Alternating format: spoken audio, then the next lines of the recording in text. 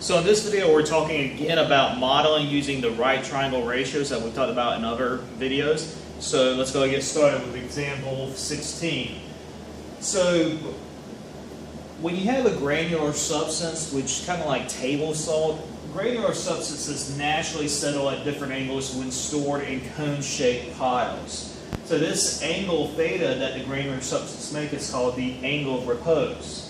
So for example, in example 16, when you have rock salt, which is different than table salt, when that's stored in a cone-shaped pile 11 feet high, the diameter of the pile's base is about 34 feet. We want to figure out what the angle of the repose for the rock salt is. So let's draw a picture. So we're starting off with part A. We're going to do like a cross section of this conic pile arc. Okay, so this is our rock salt as we would look at it from the side. We know that the diameter is 11 feet, or sorry, the height is 11 feet. And we know that the diameter of the pile is about 34 feet. Well, if we know that the diameter of the pile is 34 feet, then that means that the radius of the pile, and I want it red, let's do green, the radius of the pile is only going to be 12 feet. And again, this is just a sketch. What we're trying to find is the angle theta, the angle of repose, which is going to be in red here. Now, obviously, based on my picture, what I've created is a right triangle. So this is all that I'm going to focus on right here. All right, well, since I've got my right triangle, I'm going to start off by labeling the pieces I know. So the hypotenuse is always directly across from the 90-degree marker.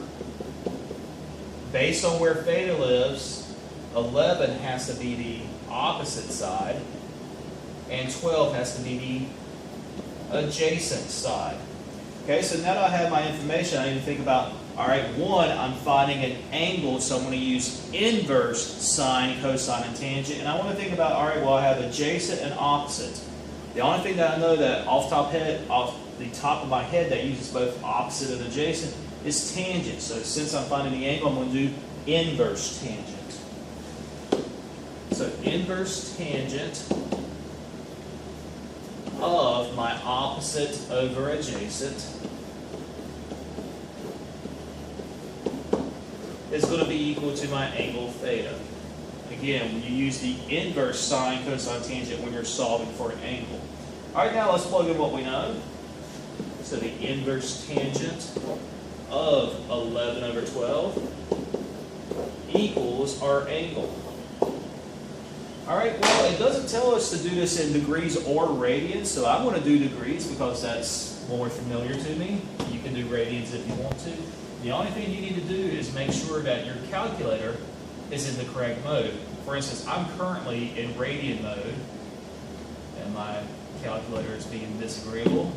So since I want it in degrees, I need my calculator in degree mode. So now I'm going to type this in to get tangent inverse. I'm going to hit second tangent 11 over 12 close parentheses. And I get about 42.51 degrees.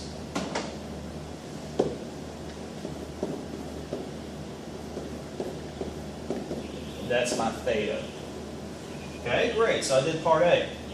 Now what we want to know is how tall is going to be a pile of rock salt that has a base diameter of 50 feet. So we need a new picture. These two problems are kind of tied together because once we know that angle of repose for rock salt, it always is going to be the same for any pile of rock salt we have, regardless of how high it is or how wide the diameter at the base is. The angle of repose is specific to different types of granular substances. So, for instance, we just found the angle of repose for rock salt. So anytime in the future that we have rock salt, we're going to use 42.51 for that angle of repose. If we were doing something like table salt or sand, some other granular substance, then we would have to recalculate that angle of repose because it's a different granular substance, and we need that. It's going to be specific to that type of granular substance. All right, so let's start by drawing a new picture. We want to know how tall is the pile of rock salt that has a base of diameter of 50 feet. So again, I'm just going to draw the cross section of my conic pile. This time the base diameter is 50.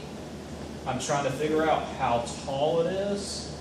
And I do know my angle is 42.51 degrees.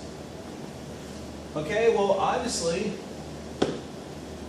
I'm trying to find the height, so I'm going to put that in red. But what I've got to work with is a right triangle. So I'm going to start off again by labeling my right triangle. The hypotenuse is always directly across from the 90-degree marker. My height, based on where the angle is, my height that I'm trying to find is going to be the opposite side. And this side down here that I don't know yet is going to be the adjacent side. Alright, well we can figure out what the adjacent side is because I know the diameter of my conic pile is 50, so that means the adjacent side, so just half of the pile, is going to be 25. Great, so now that I have this information, what I'm going to do again is I'm using opposite and adjacent because those are the two pieces that I'm interested in. So that's tangent, but this time I'm finding a side length, so I'm just going to use regular tangent, not the inverse. So tangent of theta is equal to opposite over adjacent. And I'm going to plug in what I know. Alright, so the tangent of 42.51 degrees is equal to the opposite, which is h, over the adjacent, which was 25. I want to solve this now, so I'm going to multiply both sides by 25.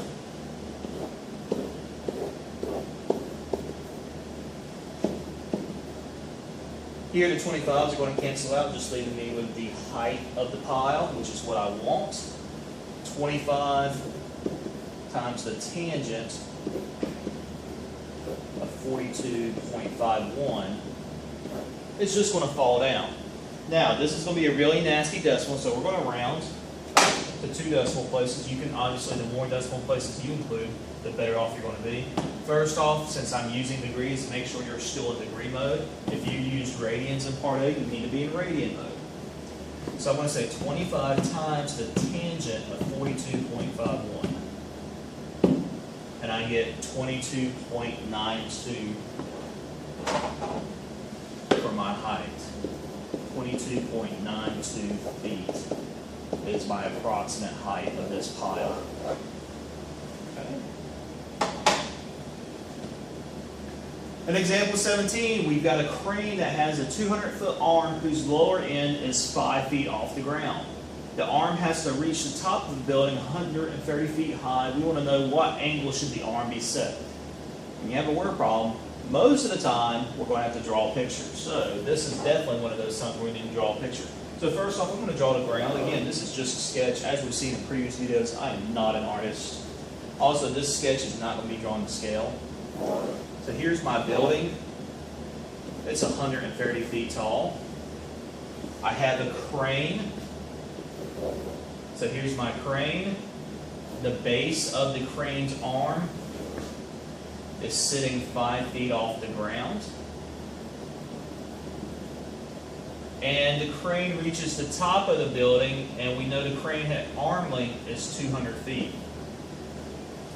Well, it should be pretty obvious that what I've created now in my sketch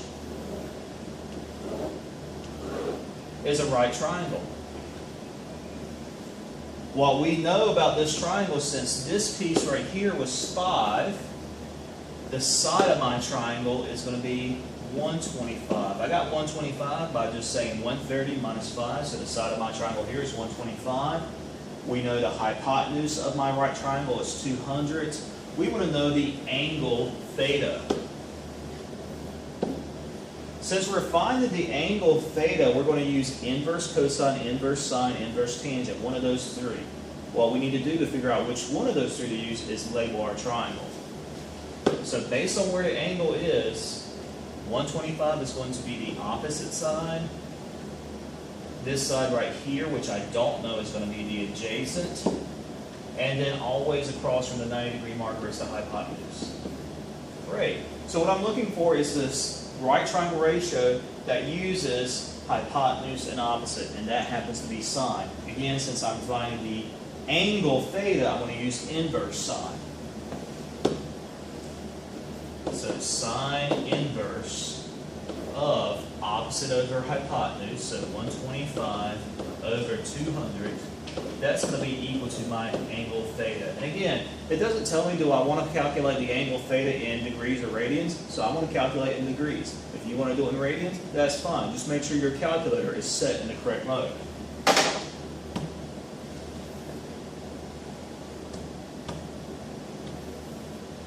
Alright, so I'm going to say inverse sine, so second sine of 125 over 200. Now, before I hit enter, I want to make sure I'm still in degree mode. I am. Hit enter, and I get about 38.68 degrees. Again, I rounded to 2 decimal places. The more decimal places you include, the better, okay? So, you might round up to 39 degrees to the nearest whole, but, you know, you're not including very many decimal places there. So, theta is about 38.68 degrees. That's the angle that the crane arm needs to be set at to reach the top of this building.